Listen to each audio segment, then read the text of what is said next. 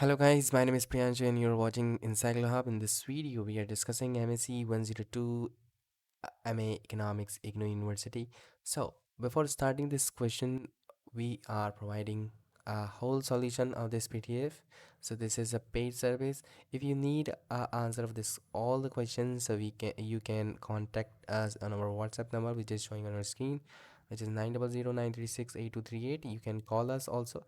So, the question is saying specify a loss function and interpret it what it mean by the dynamic inconsistency.